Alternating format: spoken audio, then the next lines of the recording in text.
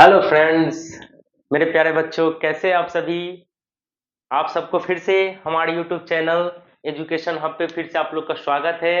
जैसा कि मैंने आपको प्रीवियस वीडियो डाला था, हाउ टू इंट्रोड्यूस योरसेल्फ। तो दोस्तों, फिर से एक बार हमारे नए वीडियो में आप लोग का स्वागत है।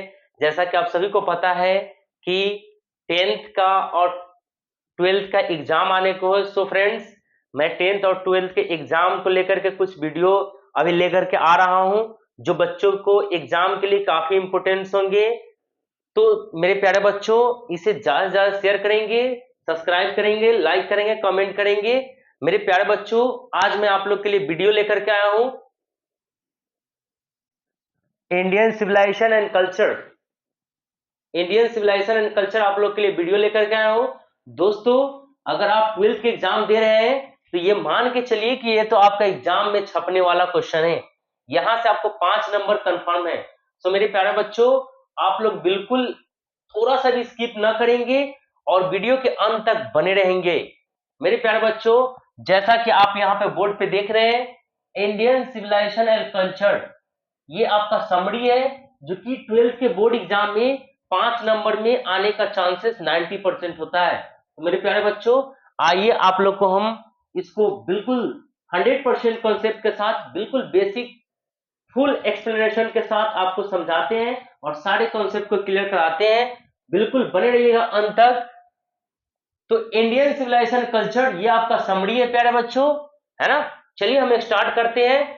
Indian civilisation and culture has been written by Mahatma Gandhi.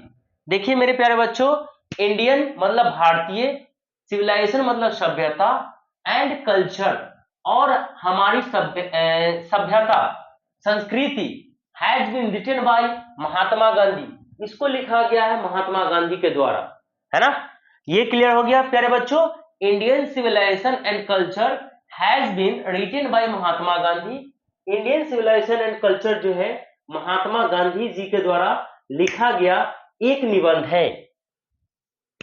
In this एसे, इस एसे में, इन दिस एसे ही डिस्क्राइब, वो वर्णन करते हैं। इन दिस एसे ही डिस्क्राइब, इस निबंध में वह वर्णन करते हैं the importance of Indian civilisation, भारतीय सभ्यता की महत्वता को हमारे गांधी जी जो है एक्सप्लेन करके बताते हैं कि in this essay he describe the importance of Indian civilisation. जो कि आपका ये दूसरा लाइन आप यहाँ पे देख रहे हैं। सिविलाइजेशन का मतलब ऑलरेडी बता चुके हैं, सभ्यता होता है। इंपोर्टेंस मतलब होता है महत्वपूर्ण। इंपोर्टेंस मतलब क्या होता है प्यारे बच्चों? महत्वपूर्ण होता है। और ये यहाँ पे डिस्क्राइब जो देख रहे हैं, इसका मतलब होता है वर्णन। क्या होता है प्यारे बच्चों? वर्णन। इस हिस्से में गांधी जी ने वर्णन किया है, हमारी भारतीय सभ्यता के महत्वपूर्णता को उन्होंने बताया है। ही सेज दैट, वे कहते हैं कि Indian civilisation has kept its basic character. वे कहते हैं कि भारतीय सभ्यता की जो मूल कैरेक्टर है, चरित्र है, गुण है, वेरी सेफ टिल नाउ, आज भी वह काफी सुरक्षित है। गांधी जी कहते हैं कि Indian civilisation basic character is till safe now, आज भी जो है हमारे भारतीय संस्कृति की जो सभ्यता है प्यारे बच्चों, वो आज भी सुरक्षित है। नेक्स्ट हम लोग लाइन को देखते हैं प्यारे बच्चों। It is unique, it is unique, यह अद्वितीय है। ये जो यूनिक देख रहे हैं ना प्यारे बच्चों, इसका हिंदी होता है अद्वितीय। It is unique and it can not be beaten. Beaten जो देख रहे हैं ना प्यारे बच्चों, ये हराया है ना।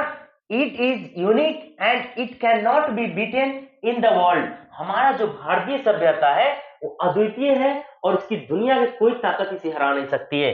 प्यारे बच्चों, हमारा भारतीय का संस्कृति और सभ्यता इस तरह का है। नेक्स्ट हम लोग देखते हैं, ये कंट्री नेम है Rome, Greek and China.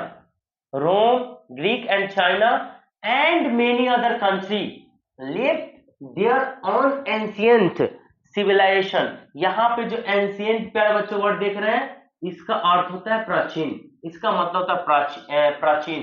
On जो देख रहे हैं, ये अपना होता है। कंट्रीज तो जान रहे, देश होता है।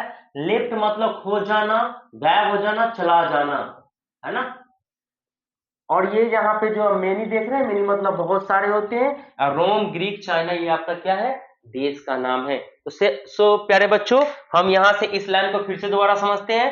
Rome, Greek, China and many other country.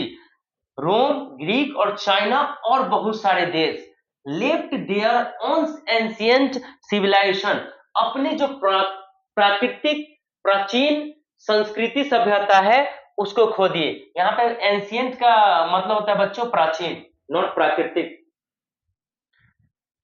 And accepted western civilization, और वो सब जो है स्वीकार कर लिए पश्चिमी सभ्यता को। यहाँ पे जो एक्सेप्टेड देख रहे हैं बच्चों, ये होता है स्वीकार करना, है ना। एंड एक्सेप्टेड वेस्टर्न सिविलाइजेशन, और वो सब क्या किए, पश्चिमी की सभ्यता, दैट मीन्स अंग्रेजों की सभ्यता को अपनाने लगी। The people of those countries, वहां के लोग, the people of those country, वहां के लोग, बिलीव इन मैटेरियलिज्म, बिलीव का मतलब होता है विश्वास रखना, भरोसा रखना।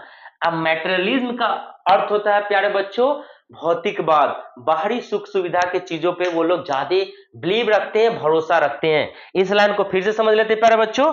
Those countries believe in materialism, यानी वे जो कंट्रीज हैं जिनका प्राचीन सभ्यता खो गया है, गायब हो गया है, वे सभी देश जो है किस पे बिलीव कर रहे हैं, मैटेरियलिज्म पे। बट लेकिन इंडियन सिविलाइजेशन, लेकिन भारतीय संस्कृति सभ्यता डिड नॉट चेंज, लेकिन हमारा जो संस्कृति सभ्यता है वो आज भी नहीं बदला है प्यारे बच्चों, इतना हमारा संस्कृति सभ्यता बेहतर है। It is really said our mind is restless, यह वास्तविक में कहा गया। रियली जो प्यारे बच्चों वर्ड देख रहे हैं, इसका अर्थ होता है वास्तविक।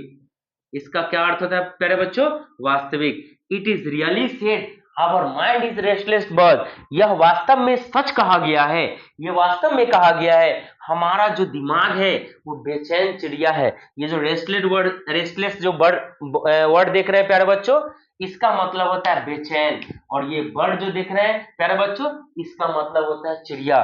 तो हमारा जो माइंड है वास्तविक में, रियली में क्या है, रेस्टलेस बर्ड है। क्लियर है प्यारे बच्चों। द मोर इट गेट, जितना इसको मिलेगा, द मोर इट गेट, जितना इसको मिलेगा, द मोर इट वांट्स, उतना और चाहेगा। यानी हमारा जो माइंड है इसको जितना आप दे दो उतना ही और चाहेगा, है ना।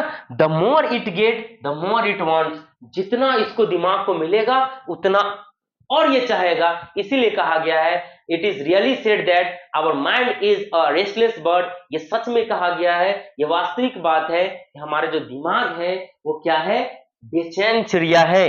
इसको जितना मिलेगा, the more it get the more it wants, इसको जितना मिलेगा उतना और चाहेगा।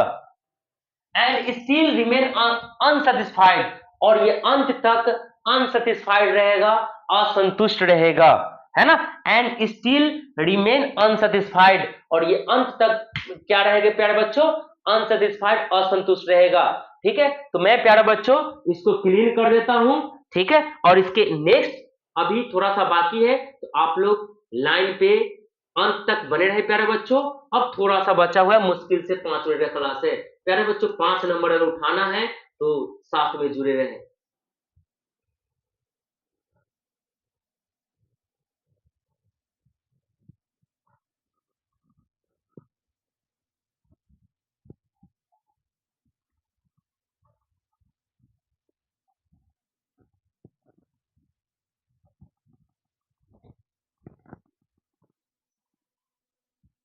चलिए बच्चों, अब आगे का कुछ पॉइंट्स बचे हैं, कुछ लाइन्स बचे हैं, उसको देख लेते हैं। आवर एंसेस्टर्स, हमारे पूर्वज, ये जो एंसेस्टर्स वर्ड देख रहे हैं ना प्यारे बच्चों, इसका मतलब होता है पूर्वज। Did not want to live in cities, वे नहीं रहना चाहते थे सिटीज में। एंड और they believe in home rule, और वो होम रूल दैट मीन्स घर पे रहना पसंद करते थे, है ना। तो इस लाइन को हम फिर से दोबारा पूरा समझ लेते हैं। Our ancestors did not want to live in cities and they believe in home rule, हमारे जो पूर्वज थे वो सिटीज में बिलीव नहीं रखते थे, दैट मीन सिटी में नहीं रहते थे। And they believe in home rule, वो होम रूल को फॉलो करते थे। होम रूल को मानते थे। दैट मीन्स वो अपने गांव में घर में रहा करते थे। The Indians believe in restriction. ये जो रिस्ट्रिक्शन वर्ड देख रहे हैं ना प्यारे बच्चों, इसका अर्थ होता है बाधा, रुकावट। But the peoples of the westerns, ये अर्थ होता है प्यारे बच्चों रुकावट कह ले, बाधा कह ले।